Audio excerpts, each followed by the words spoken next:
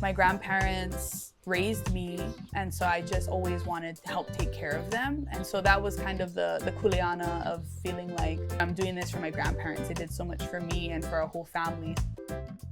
Growing up, did your family ever try to instill in you anything like something important that they wanted you to carry on?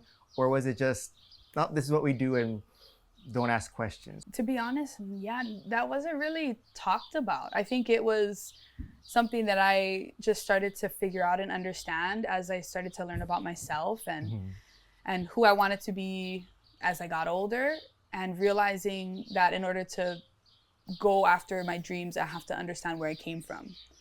And then as I'm out doing whatever it is I'm doing, I'm talking to people and letting them know, like, oh yeah, so I'm a pig farmer, and then their reactions of like, what, you know? That was mine. Right. And then like I'm like, oh, this is kind of special, I guess. Like people are freaking out, you know. To me it was just so normal. And then like my grandparents raised me, and they're much, you know, older, and so I just always wanted to help take care of them. And so that was kind of the Kuleana of feeling like, you know, I'm doing this for my grandparents. They did so much for me and for our whole family, so I'm gonna make sure I return that. And then realizing how I'm the oldest of my generation. And then so I have these cousins and these younger siblings that, you know, I feel a responsibility that I need to help take care of them or lead by example. And so understanding how the farm was like our way of supporting all the generations, like I really I bought into it like big time. And I'm still all about it. You grew up, you know, your grandparents and then your dad, and now you're kind of in the position that you grew up looking up to. What has that experience been like for you? I think I might have had that with me for a long time. Being the first grandchild, I kind of felt like I was the baby of my mom and uncle's generation. Then I have like my younger brothers and all my younger cousins. So I had like this sweet spot of like being the baby of them and then being the oldest of the next generation. So I think I've always kind of had that with me, and being with my grandma, watching her. I know I had shared last time when we talked about grandma and all her classmates at St. Francis, and she was like the alumni president for her school, and I learned from her a lot about just being a leader and making things happen, resourcing, you know, and just taking the lead and making things happen. Because I think grandma's also she's the nurturer of our family, so she's the one that would bring us together a lot. Papa was more, he liked to tell stories, so he would bring us together in that way. Tell stories and hard work. And with grandma, it was also hard work, but it was like this come together because we need to lead and get this done.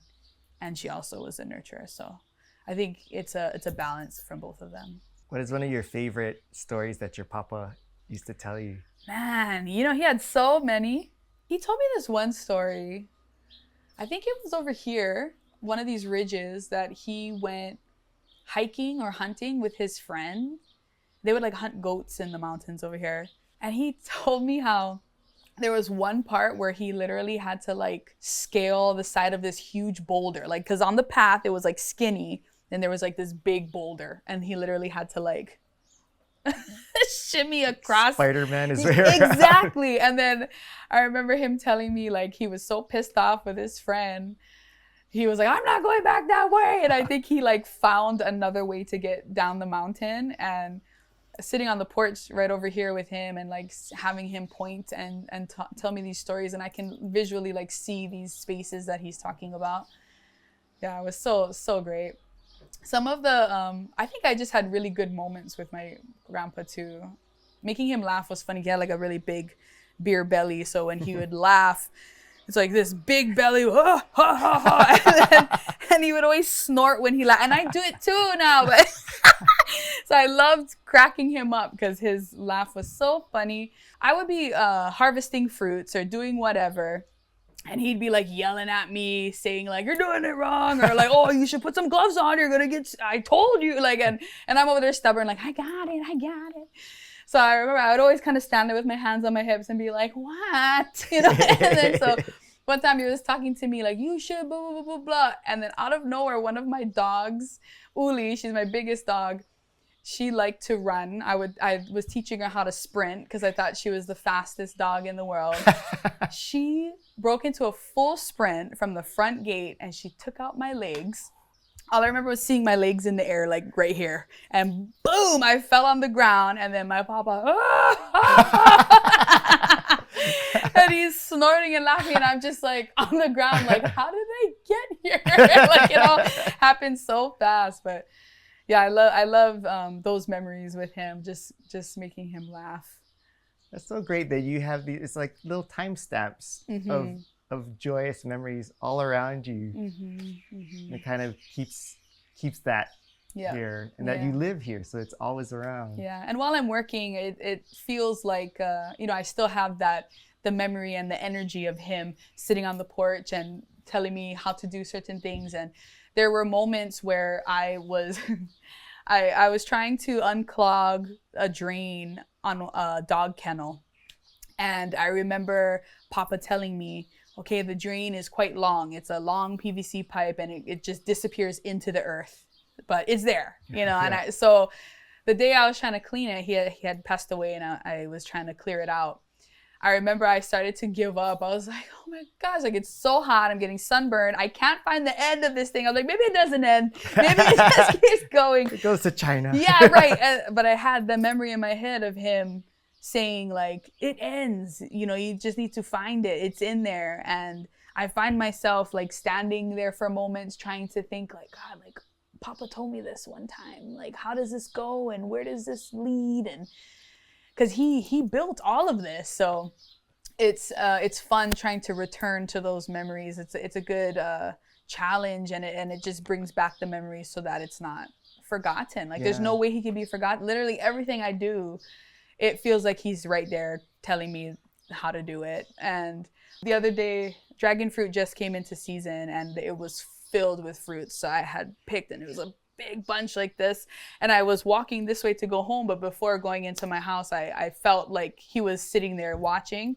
so I kind of like showed and I was like, look what I got. And I was like, I'm talking to a porch, but whatever. And then I walk in the house and it just feels good.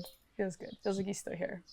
The last question I wanted to ask you is, we talk so much here, and you mentioned how like your Papa is always right there, and you can kind of feel him here. I feel like as we were talking, I was just like, I feel like he's listening to this. And did you ever have these kind of conversations with him? With Papa? Yeah. Like, do you think he knew like the depth of you like this? Yeah, I think so.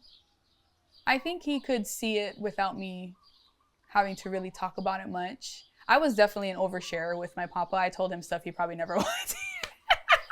I love talking to him about my relationships and my experiences in the music industry. I'd be like, Papa, you want to know what this girl did?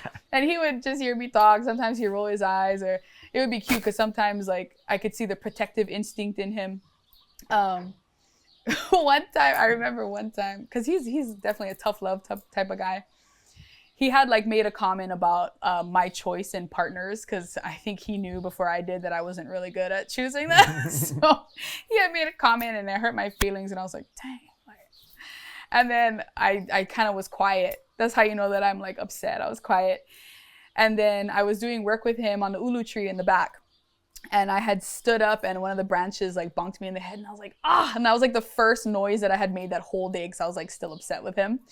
And he like got up out of his golf cart and like grabbed that branch and was like, and threw it on the side. And that was like his way of showing like, I love you. So that's kind of like how our communication would be. It'd be more like showing each other in these really weird ways. But yeah, he was a Portuguese man. He loved to tell stories, and listen to stories. So I think my Papa had a really good understanding of who I was and what I wanted to do and wanted to be. And I think in his own way, like him teasing me and telling me I'm doing things wrong was, I think he knew that that's the kind of support that I would need, you know, because that's all of those things that we talked about are still in my head. So, and I feel like his presence is still here, whether it's because you know, like his blood is literally right here. So I feel like he is still here, and he is still helping to guide me. So he's listening into this for sure. I'm pretty sure he thinks you guys are cool. Oh, thank goodness. I don't want him to pick me up and break me in half.